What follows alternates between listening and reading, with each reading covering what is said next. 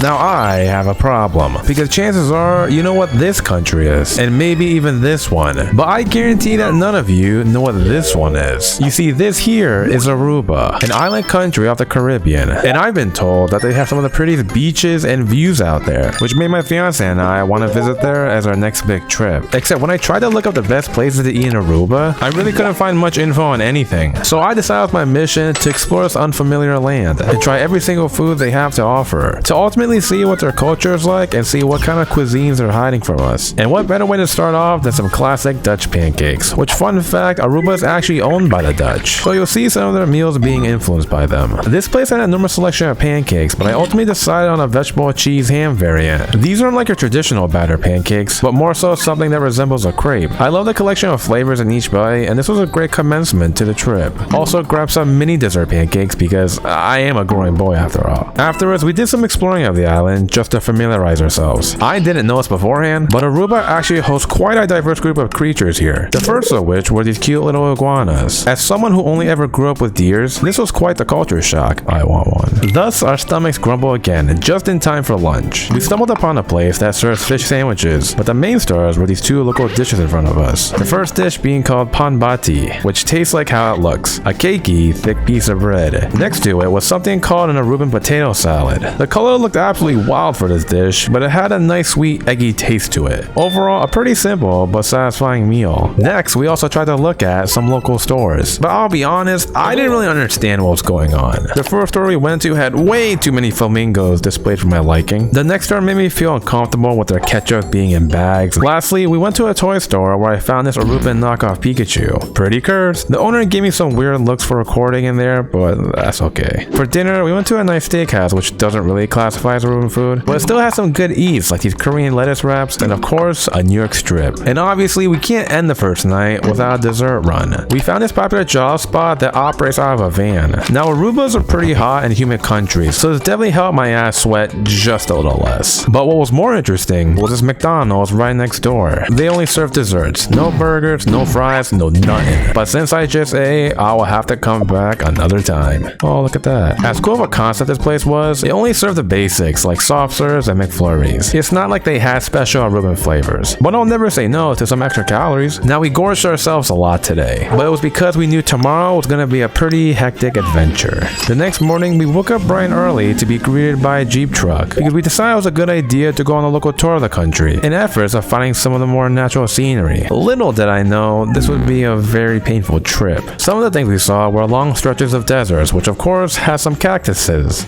Cactuses? I don't know how to say them. And yes, the rumors are true. They are pretty pointy. Ooh, feisty little thing. Now what made the Jeep tour a bit of a challenge was how damn bumpy the roads were. I guess the outbacks of Aruba are very rocky and the Jeep has no choice but to roll on top of it. But we continue forward to our next stop at the Stone Temple, which unexpectedly tested my physical limitations. Then we drove to a random church in the middle of nowhere, but not before we found this random lighthouse in the middle of nowhere. But it wouldn't be right if we didn't stop to grab some lunch. Today's menu consisted of rice, jerk chicken, black beans, and honestly, I don't remember what this was. Sorry for the awkward angle, but we had to sit with a bunch of other tourists, cafeteria style. The meal was super solid, and right below me, we found some wild little cat friends. They were very shy. Speaking of animals, our next stop took us to these goats chilling under the trees. There were quite a few of them, and I felt like I was gonna get jumped. But since it was a hot day, they decided to take us by the water to help cool us off. Our last destination was going inside the shallow cave. I don't remember what the history was behind this, but the interior design was pretty neat. To help rehabilitate before dinner, we stayed in the hotel pool to relax.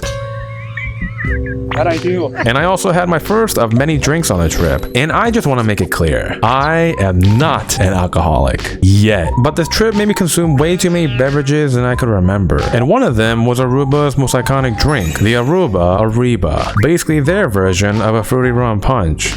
Again, non-alcoholic, but I may have had 1, 2, 3, 4, 5, 6 Aruba Aribas during my trip. 7 if you count this one in my hand right here. Listen, I just had to make sure the quality was consistent between them all. I don't even want to show you what it was like at the end of the trip. But alas, it was time for dinner! And what's a better place than a restaurant with the country's name on it? I was actually the most excited for a stop as it provided a variety of Aruban dishes. First was a pastechi, which is their version of an empanada, a pretty flavorful appetizer. Next was a fungi, which is best described as like cornmeal fries. Not as flavorful, but it had great texture. Oh look, another Aruba Reba. For my main, I decided to get something called stoba, which is supposed to be their meat stew. Though I found this meal quite satiating. The next morning, we finally embark on what Aruba is most well known for, their beautiful beaches. Now I'll be honest, I'm not that much of a beach person, more of a pool guy you feel, but there were still a lot of cool things to observe that you couldn't find elsewhere. First are Aruba's pride and joy, their flamingos. I know people like to glaze these birds because they're pretty and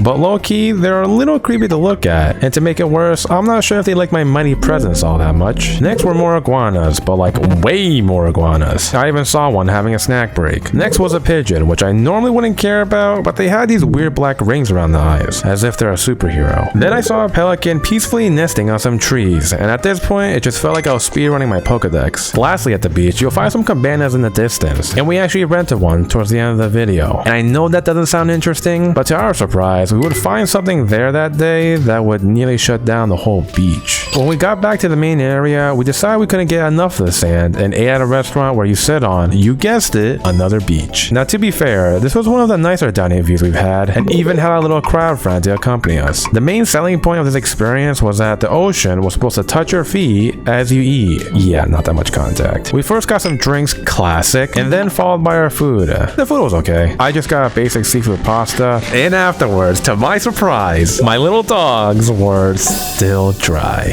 We ended the night at another gelato place, but the cool thing here was that it operated out of an old bus, which allowed you to go upstairs to enjoy your cool treat and a nice view. The next day comes where I may have committed an illegal crime, but don't tell anyone. Now Aruba is well known for their aloe farms, as they used to be one of the biggest producers at one point. And fun enough, they actually offered a free aloe tour at one of their factories. It starts off with a tour guide showing us a sample, where he actually lets us touch the thing.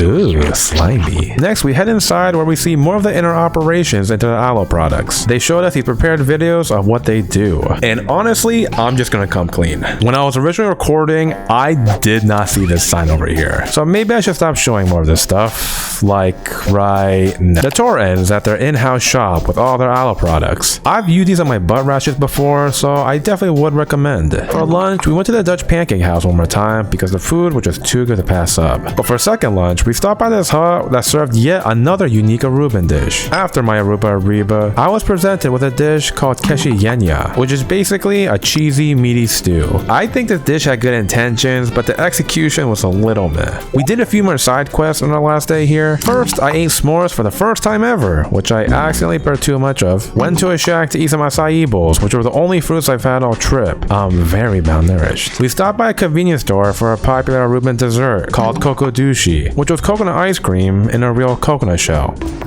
The cream was excellent, and the presentation of the dish just made it so fun to eat. Very tasty. Tamarind, you have one? What do you think?